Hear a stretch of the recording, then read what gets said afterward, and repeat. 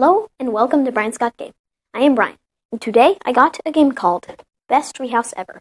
Best Treehouse Ever is a 2 to 4 player card drafting game by Scott Almes and published by Green Couch Games. In this game, players are trying to build the best treehouse by selecting rooms to earn the most points. Have you ever wanted a treehouse with a hot tub or a zip line? How about a chocolate fountain? Yes? Well, today is your lucky day.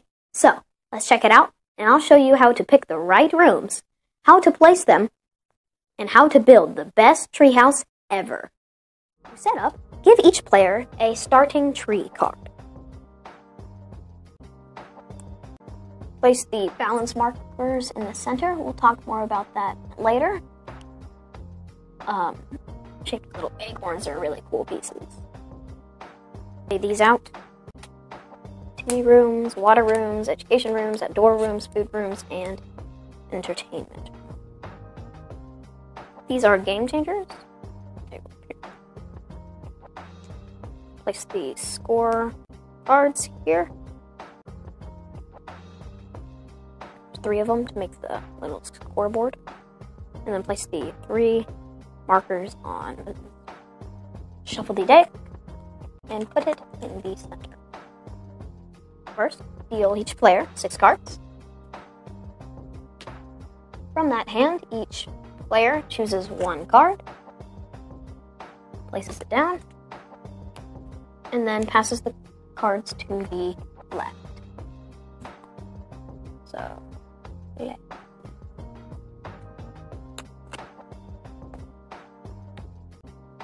Put those front trees. Okay. So now they all reveal and place it on their tree. This is where balance comes in. On the side where the most recently placed card is, you move the balance there. But if it's right center, if there's another card here, you get to play it here, it doesn't move. Even if it's equal and it's on that side, you put it there, it wouldn't do it. So, move all of the balance markers. And now, again, each player chooses another card.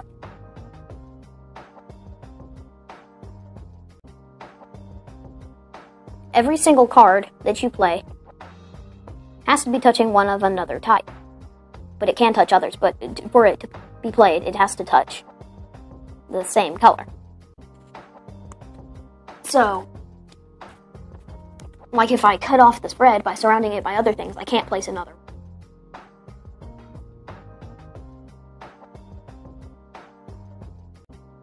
See this? It's equal, but since this one was laid, it goes there.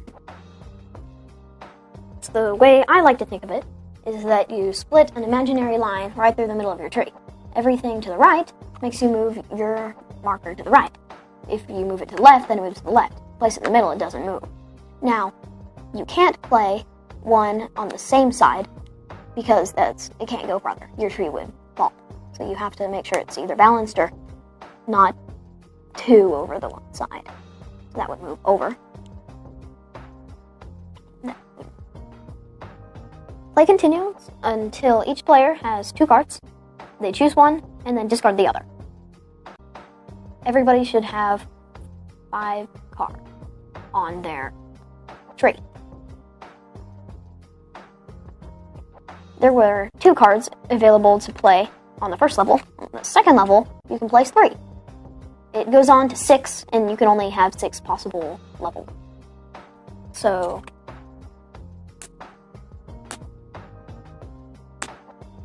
but cut off the purple, so this person can't play any more purple.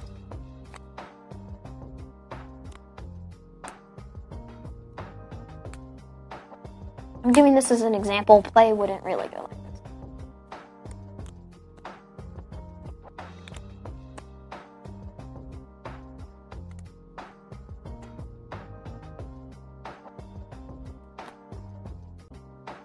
Now, the person in the lead takes a card and puts it by them. And then it goes clockwise. So now, starting with the person who lastly picked one, placed it and places it on one of these. This This you place it on a room. This room does not score this round.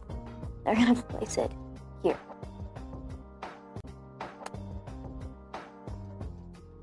Now the second person chooses a card and places it on water room to stop them from getting points. And now, lastly, this person gets to pick what do they want to be doubled. You want to double with food. So now we score. These aren't scored this round, so 1 point for every educational room. So red and yellow go forward 1. Green, 1, 2. So red goes 2 and everybody else goes 1. And brown rooms score 2. So 2 points for red, 2 points for yellow, and 2 points for orange. And then finally, purple rooms, only red has 1 point. So that was the end of the first round. Red is in the lead. Let's put these back, and you are ready to play another round. So you play 3 rounds with the person in the lead getting to start, but on the last round, the person with the most amount of one type of room gets that many bonus points. So then if the yellow player on the last round had 5 yellows, like educational rooms, then they would get to go 5. Player with the most points wins. Okay, I've got my dad here for a parent's opinion. So Dad, what do you think of Best Treehouse Ever? Best Treehouse Ever is awesome. That's probably the most played game in our collection over the last 3 months or so. So all the kids like it. Even the kids play it without me. So this is probably one of our most favorite games in the most recent months. The components are really nice. They got the cards and then the wooden acorn and score piece. Yeah, so this was a Kickstarter game. The acorns were one of the stretch goals, and so that was really nice to have the shapes instead of just wooden cubes. And the cards are a nice linen finish. They shuffle real well. Great for card drafting type games. The artwork is really nice and funny. Everybody laughs at the cards. Some of the littler kids just chooses what they want to play off of the picture. Yeah, the artwork is really great. That's kind of what makes this game really pop. I was glad to see that the stretch goal made it so that they all had unique rooms. That's something that really sets this game apart. And you're right, the little kids, they just pick their favorite looking room and they kind of ignore, the colors and balance. But that's okay. But yeah, the rooms are great. There's even a board game room where they're playing Best Treehouse Ever, which is kind of funny. But yeah, just great. All unique rooms with the different themes. The food, the outdoor, the education rooms, the science rooms. And so on. I guess the science are the education ones, huh? Yeah. Water room.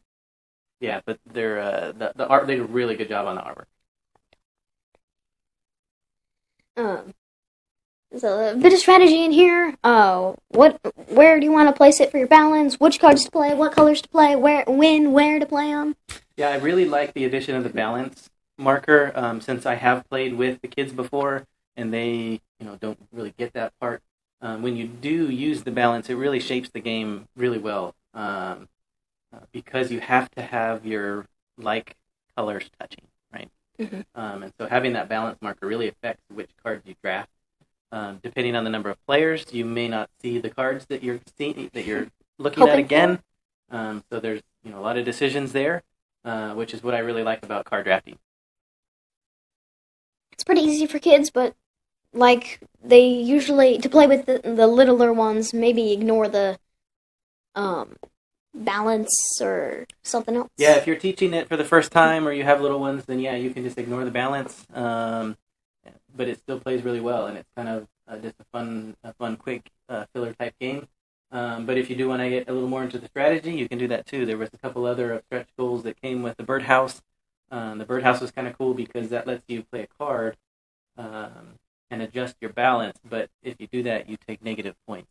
And then there was some other advanced of those bonus cards, secret cards. Yeah, the secret cards that you're trying to get at. So if you do get bored, I'm just picking, drafting. I'm just picking a card and placing it. You do get those kind of secret objectives that will help guide you to select which cards, and it's a lot harder that way too. Overall, it's really nice. Good components. The artwork is awesome. There's a bit of strategy in there. It's pretty easy for kids. We really like Best Treehouse Ever. Yeah, Best Treehouse Ever is really a great game. Like Brian said, there's a lot of game in a little box. We have really enjoyed it. I like card drafting. They did a really good job on the artwork. The theme is just great. And at the end of the game, even if you don't win, you still have this awesome treehouse. A cool treehouse with some really neat things in it. So you can really let your imagination run wild on this one. But Best Treehouse Ever, go check it out.